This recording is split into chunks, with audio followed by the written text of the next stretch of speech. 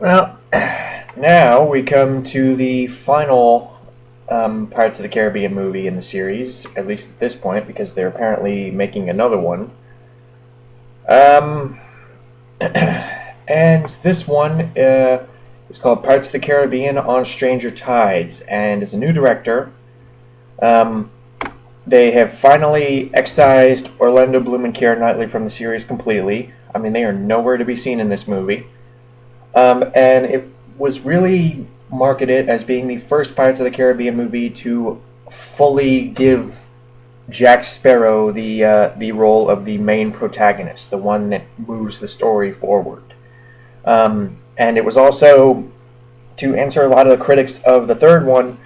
Um, the writers and everyone involved in this movie was saying, like, this one is not as complicated or as convoluted as the last one. We fixed a lot of the problems. We're going to make this one more fun. Um, so so upon hearing that, I was like, oh, okay, I'll give this one a chance. Um, so did they fix the problems? Kind of, but no, they didn't. Not really. Um, Johnny Depp gives probably his worst performance in the series. Not to say his performance is necessarily bad, but there's just something about it that just seems very uninvested.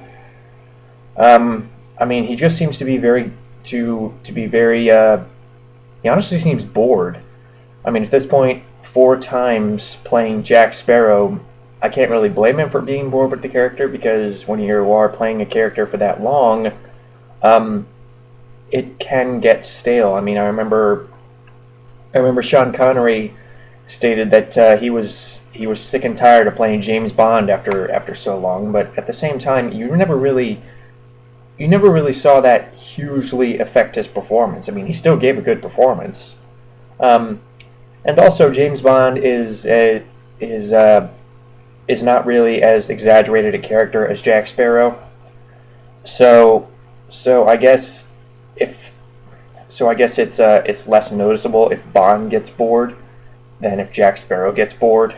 But he just seems to be kind of going through the motions. He just seems to be kind of like, okay, I'm Jack Sparrow. I'm here. Let's do this. But when you have that in conjunction with the way that Jack Sparrow is written in this movie, you have a real problem of of audience investment. So the plot of this movie is, it takes place after the third one. Obviously, it revolves around the search for the Fountain of Youth.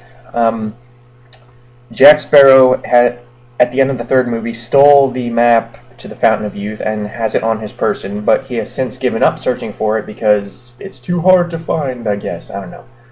Um, so basically, he comes in. He comes to London, and apparently in London there is a person masquerading as Jack Sparrow, gathering up a crew to go in search of the Fountain of Youth.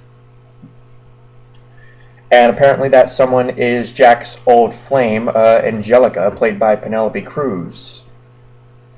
Um, and she was once a member of a Spanish convent, but lost. We're meant to assume that she lost her virginity and was corrupted by Jack Sparrow. Um, so she has since become a pirate, and she is impersonating Jack Sparrow and gathering a crew on behalf of her father, Blackbeard, Captain Blackbeard, who is played by Ian McShane. Nice. So, so Jack Sparrow discovers this, but but he also learns that the British, the uh, the Royal Navy, is in search of the Fountain of Youth, um, on behalf of the King, and this guy, this King character. Oh my God, even for Pirates of the Caribbean, this guy is ridiculous. He honestly seems like something out of, I don't even know what, but it's Richard Griffiths playing the King of England, and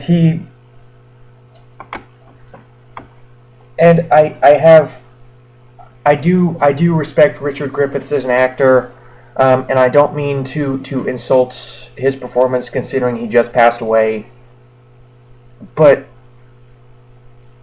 he is so annoying in this movie. Granted, he's only in it for like 5 minutes, but oh my god, I could not stand him in this movie. Because what he's doing is that he's this very pompous overweight British guy who never gets up from his chair. His face is all red and greasy. He has a very over exaggerated mouth. He over enunciates all of his syllables. He's kind of like my ninth grade English teacher. How annoying that was. Because he basically talks like this. He's like I will not have the Spanish monarch finds the fountain of youth. I'm watching this movie going, really? What? Come on.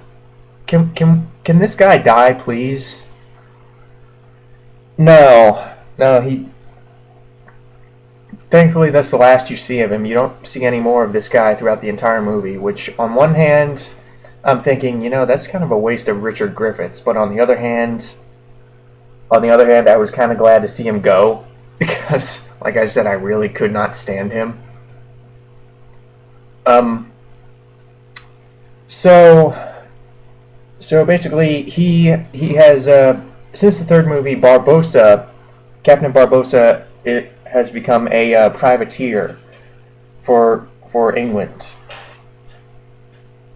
He lost the Black Pearl to Blackbeard. Blackbeard sunk the Black Pearl, and Barbossa lost his legs. So he now has a peg leg.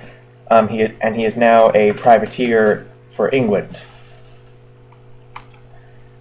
which at first glance I'm thinking, this kind of contradicts his whole character from the third movie, where he was very patriotic in his pirate ways.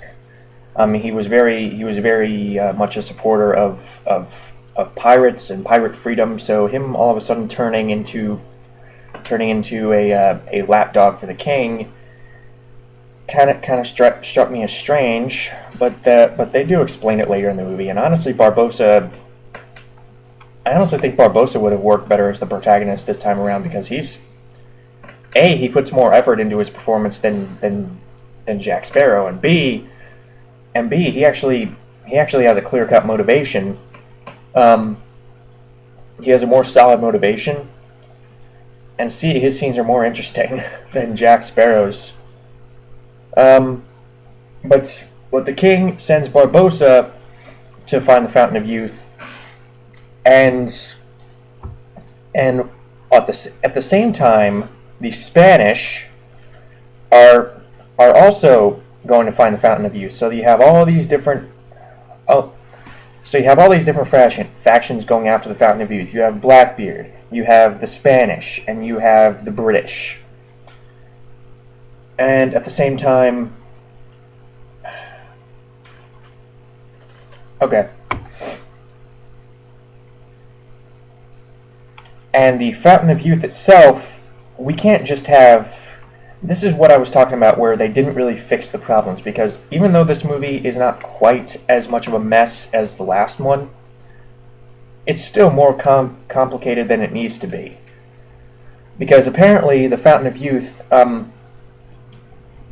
you can only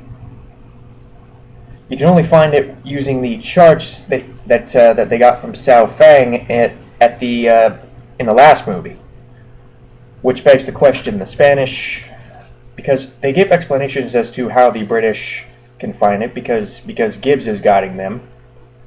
Gibbs memorized the charts, so he can guide them, and Jack Sparrow has the charts, or Jack Sparrow also knows about the charts, so he can guide Blackbeard to the Fountain of Youth, but they never really give an explanation as to how the Spanish know how to get there. Honestly, the Spanish should have been cut out of this entire movie, because they don't do anything. They don't. The Spanish are entirely superfluous to the plot. But basically, the Fountain of Youth, it works like this. There are these two goblets.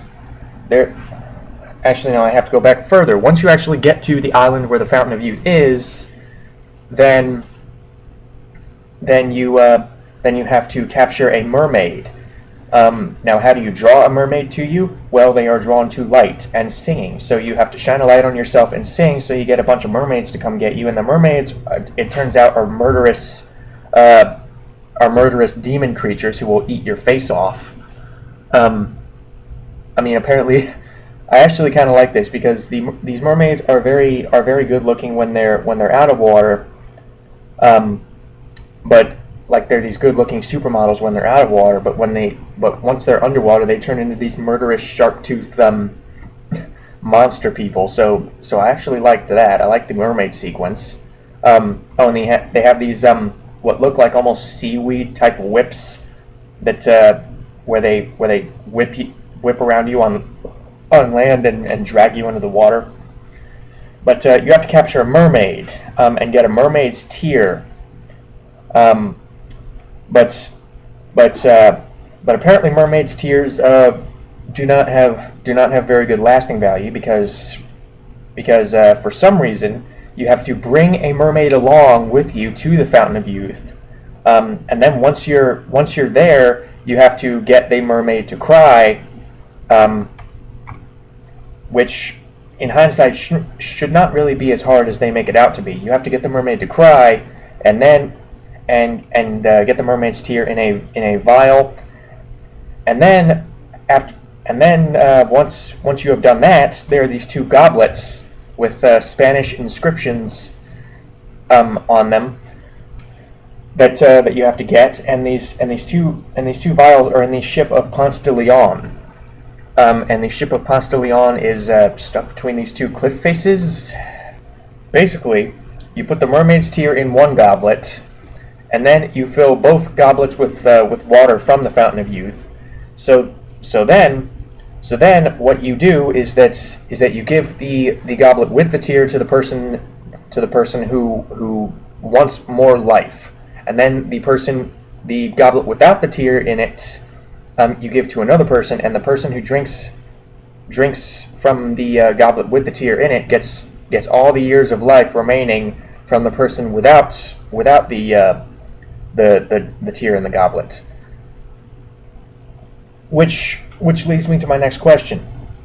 In theory, couldn't you do this with any water? Because it doesn't really look like the water itself has any supernatural qualities. The Fountain of Youth itself just looks like kind of like Stonehenge. It kind of looks like a demolished version of Stonehenge. But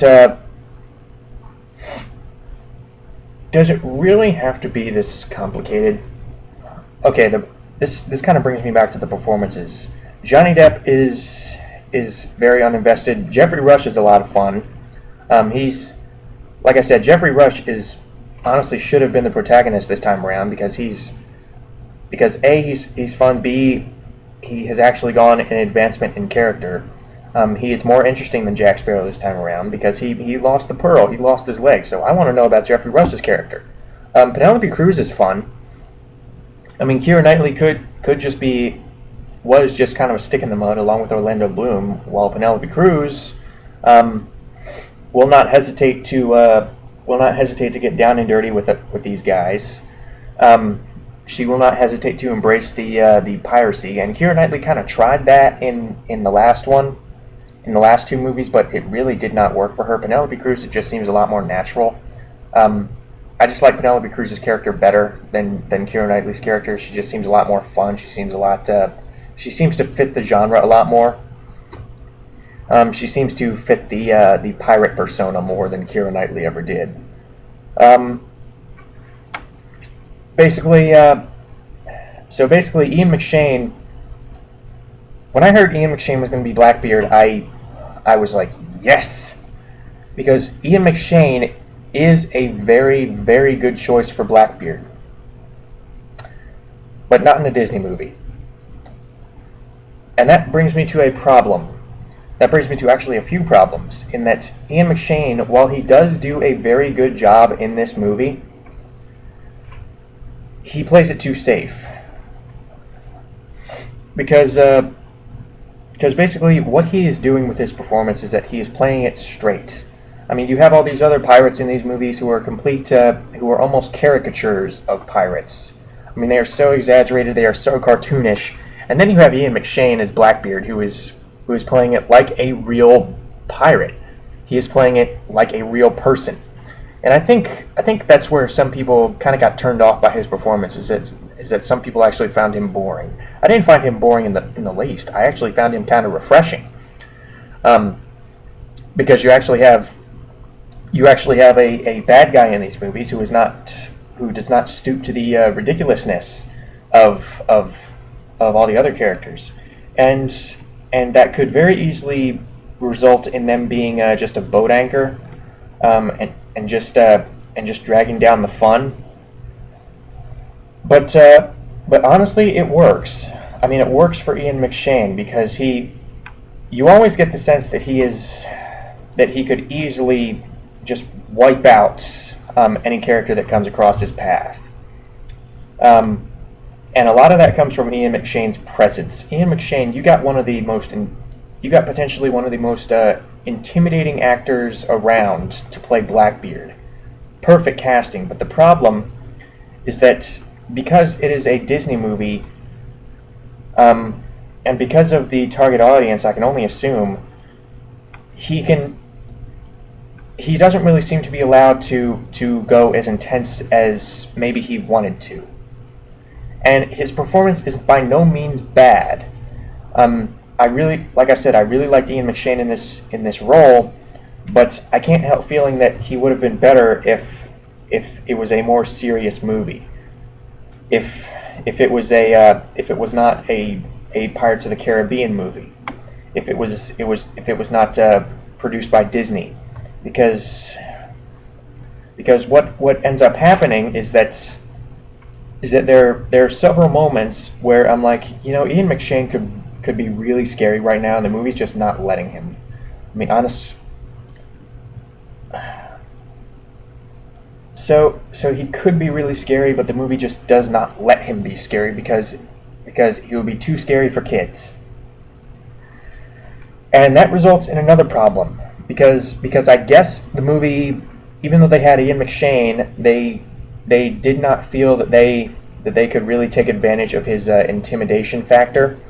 So instead of making him a very good villain just based on the performance alone, instead of just making him a very scary pirate, they give Blackbeard supernatural powers to try and make him more effective, to try and make him more like a force to be reckoned with. They didn't, and this is kind of insulting to me, and I think this is kind of an insult to Ian McShane's talent, because it just seems like they didn't really have enough faith in him as an actor to be a very cool villain. So they threw this in. They threw in that Blackbeard is a voodoo master who can take control of his ship and has this magic sword that he uses the sword to control like all the ropes and all the rigging on his ship, and basically he controls every aspect of his ship. He can tangle up his opponents with the ropes on his ship. And his ship also has a flamethrower, which by the way, I like the flamethrower. The flamethrower was very cool. I was like, oh, okay, I haven't seen that in a Pirates of the Caribbean flick before, so that was kind of cool. But by making him this, and they also make him, they also give him a Jack Sparrow voodoo doll, which never comes into play again, other than the fact that hey, he has a Jack Sparrow voodoo doll. Be afraid of him. And like I said, they just rely on these cheap sight tactics that instead of just letting Ian McShane go. And not that I necessarily place all the blame on the director for that, Rob Marshall, who apparently did Chicago, but because I don't really know how much of this I can blame on the director. I don't really know, and I don't really know how much of this I can blame on the studio who might have said, okay, don't make him too intense because we don't want to scare the kids. Not that we've had much of a problem with that before. I don't know. I'm really trying to figure this movie out. I'm really trying to figure out the mindset. Oh yeah, another unnecessary thing that they add is that Blackbeard's crew is full of zombies. Blackbeard, like Tia Dalma from the last two movies, he can apparently bring people back to life, and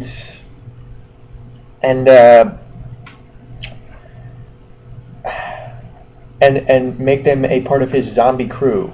Okay, first of all, this raises the question: haven't we already dealt with the undead in these movies? Why can't we just have Blackbeard's crew be a bunch of mercenary type figures? Why can't we just have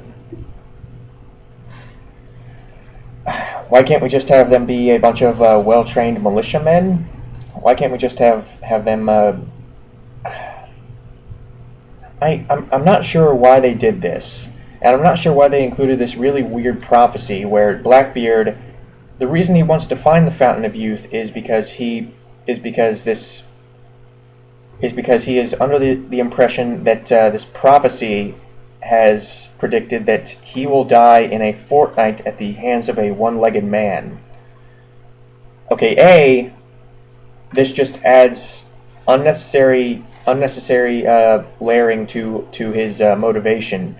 Because you could have just as easily written that Blackbeard is getting old. He wants to live longer or potentially live forever, so he wants to find the Fountain of Youth. That it could have been just so quick and easy like that. Instead of adding this really stupid prophecy that honestly gives away the ending. It's a detriment to the movie because the one-legged man, there is never any ambiguity as to who is going to kill Blackbeard. As soon as you hear that he's going to die at the hands of a one-legged man, I'm like, oh, okay, he's going to be killed by Barbossa. And that actually kind of detracts from Barbossa's storyline, because Barbossa, throughout this whole movie, he does not give a crap about the British. He doesn't give a crap about being a privateer. He is only using the British crew and the British ship for his own ends. What he really wants is to kill Blackbeard and take Blackbeard's ship as his own because Blackbeard sunk the Pearl. And Jack, I haven't mentioned Jack's motivation. Jack does not care about the Fountain of Youth. He does not care one inkling about the Fountain of Youth. Like I said at the beginning, he gave up on finding it. He is only along for this ride because Blackbeard says, "I will kill you if you don't." Okay. So, what does Jack want? Well, the answer is that comes in the form of another thing that apparently Blackbeard can do. Is that apparently another one of his powers is that any ship that he sinks is subsequently shrunken down to basically action figure size. And put into a bottle. Get it? Ship in a bottle. And one of the ships that is in Blackbeard's cabin is the Black Pearl. And Jack wants to double cross Blackbeard eventually and get the Black Pearl back. And he is while at the same time the movie tries to make it out like he wants to he wants to end up with Penelope Cruz's character, who he still has feelings for. But this is never really fleshed out in any meaningful way. I mean, you never really get a real sense of any kind of attraction between them other than purely physical. So, again, I have to ask, does your silly pirate movie, especially one that supposedly fixes the problems of the last two, does it really need to be this complex? Does it really need to be this convoluted? I don't think so. I honestly think this movie still harbors a lot of the problems of the last two, and I think that largely has to do with the fact that they kept the writers from the last two. You can't do that. You cannot come out and say that this one's going to be better and then hire the same writers if they're not going to do anything different. You have no room to talk. But Ian McShane, like I said, I like his performance. I like Penelope Cruz's performance. I like Jeffrey Rush's performance. I still like Kevin McNally as Gibbs. Even in the last two movies where he barely got anything to do. I mean, I still liked Kevin McNally as Gibbs. But Johnny Depp seems to be getting less and less invested as Jack Sparrow. And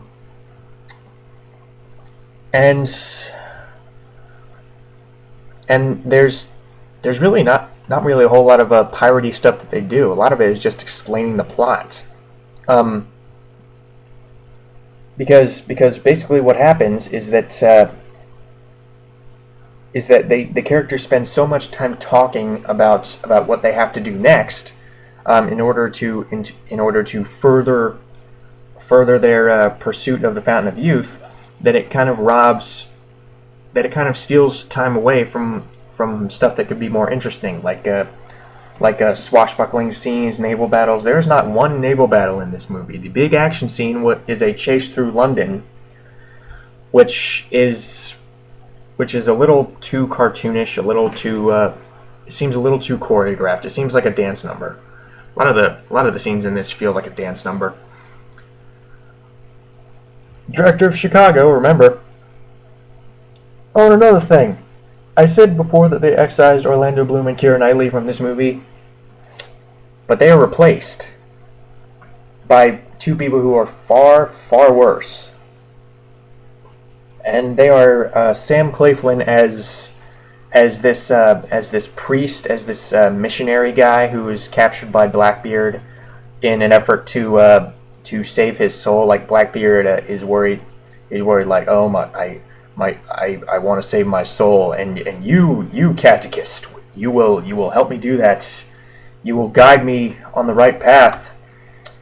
And the priest falls in love with a mermaid that they capture, who is played by some French actress, Astrid Bergès-Frisbey, who can barely speak any English.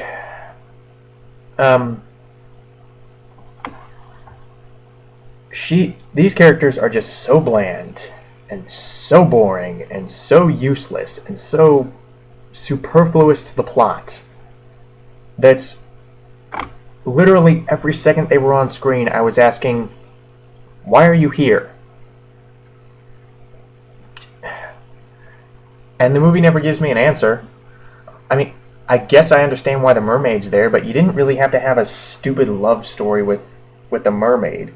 I mean, the priest is only there so that he can fall in love with the mermaid. Did they really think that the demographic for Orlando Bloom and Keira Knightley was that big that they had to have some poor man's Orlando Bloom and some poor woman's Keira Knightley as replacements? That was the whole point of giving Jack the wheel of the franchise, so that you didn't have to deal with Orlando Bloom and Keira Knightley anymore, and now you're bringing these two other idiots in who are basically identical except for the fact that they are useless, because Orlando Bloom and Keira Knightley, you may not have liked their characters, but at least they contributed to the plot. At least they could fight. I mean, at least they weren't complete and utter useless tools the priest cannot fight worth a flip. He is constantly running away. He is constantly getting knocked over. He's constantly bumbling around. He's constantly getting berated and smacked around by Blackbeard. The mermaid just spends most of the movie looking sad, and whenever she tries to speak English, she speaks it so you can clearly tell that English is not her first language. The language coach really needed to crack down harder on her, in my opinion, because a lot of when she tries to speak English, it's kind of like Richard Griffiths. It's just very over exaggerated, but she's not quite as annoying as Richard Griffiths. She's just very bland and dull. They're both very bland and dull. But the fight scenes are really nothing to write home about. I praise the action scenes and the music in the previous two movies, even though I didn't really even though I'm not really a huge fan of this series, I have always praised the action scenes and the music. This one, not so much. The action scenes just seemed very showy, very, like I said, they just seemed kind of like a dance. I mean, they just seemed overly flashy. They seemed I mean, the pirates seemed to flourish their swords a little more than necessary. The moves look overly rehearsed.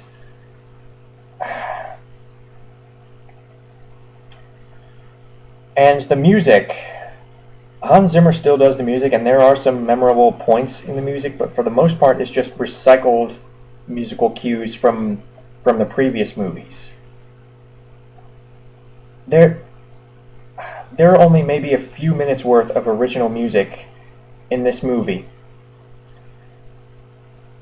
And oh my god. This movie is just boring. It's just boring because the characters spend so much time explaining what they have to do next that it takes away from character development. It takes away from action scenes, and there is still character development. Like I said, I did like Penelope Cruz's character. I did like Ian McShane as Blackbeard, even though he wasn't as scary as I thought he should be. Really, my favorite scene is when Blackbeard, when Jack tries to mutiny against Blackbeard, and the mutiny is quelled. He asks like who was in charge of guard duty, and they point to this harmless little guy. He's the cook. So Blackbeard sends him off in a lifeboat, and then orders the Queen Anne's Revenge, his ship, to come about and sail right toward the guy in the lifeboat. And then he opens fire with the flamethrower and just burns the guy alive. And you just see this smile forming on Ian McShane's face. He's like, yeah. I really liked that moment because that was one of the only moments where A, there wasn't any exposition, and B, you just saw Blackbeard doing what he does best. He's being a really evil pirate. And I realize the fictionalized version of Blackbeard has been greatly embellished from the actual historical Blackbeard, but it's Pirates of the Caribbean. They threw him in a Pirates of the Caribbean movie. I want to see Blackbeard really blow me away with his villainy. And there are moments of that, but like I said, the movie forces him to play it too safe. I just wish Ian McShane played Blackbeard in a more adult-oriented story.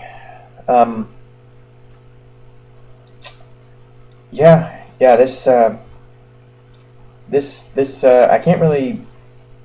I did like some of the stuff that they added, and they improved some of the stuff. The story isn't quite as complicated as the last one, but it's still more complicated than it needs to be.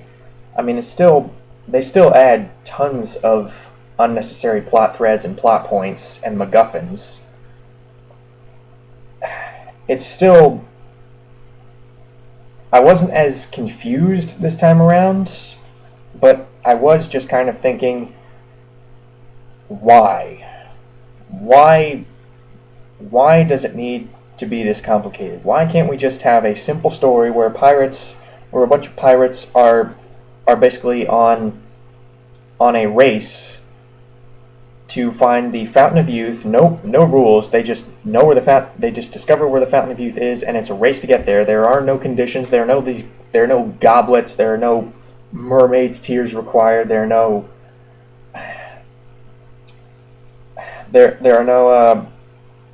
voodoo powers. It's just a bunch of pirates being pirates. And that's all I was asking for from the beginning of these movies, is that why can't these be simplified? Why can't these just be more straightforward? And ordinarily, I'm all for making your story more complex and more interesting, but like I said in the last one, there's a difference between being complex and just adding unnecessary padding or unnecessary plot threads in a mess. It's just how you wield it. It's how you tell the story, and these movies don't really tell their story all that well. I didn't hate this movie. I can't really go so far as to say that I hate any of these movies, and I think there are good parts in all of them. But it's just a question of, what are you willing to sit through? Are you willing to sit through a lot of boring? Are you willing to sit through a lot of darker, creepier, intense imagery? Can you follow what's going on? Will you have the interest to try and follow what's going on in what is supposed to be a silly pirate flick? I can only hope that Pirates of the Caribbean 5, Dead Men Tell No Tales, if that's still a working title, just fixes the mistakes of these movies. I can only hope, because apparently it's being written by the guy who wrote Tower Heist. Odd choice, but I just want a simple pirate flick. I just want a simple swashbuckling pirate flick. That's all I want. That's all I wanted from these movies. And occasionally I was entertained while watching them. But that entertainment came at the cost of simultaneous confusion and at times very intense disinterest. So yeah, I don't really know what to tell you. I mean, if all the problems I've named don't really strike you as deal breakers, I think you will enjoy these. I can easily see a lot of people getting into these movies. I can easily see a lot of other people liking them.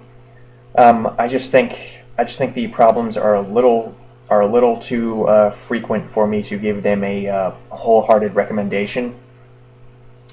I mean, if I were to judge this series as a whole, I would just go, it's fine, it's okay. So yeah, that's really my 2 cents on the Pirates of the Caribbean movies, and hopefully I have not alienated anyone. Hopefully I have. I've tried to keep these videos strictly limited to my own perspective. If I have tread over any familiar ground, I'm sorry, as that was not my intention. And yeah, I really don't know what I'm going to do next. But basically what it boils down to, apparently a pirate's life was not for me.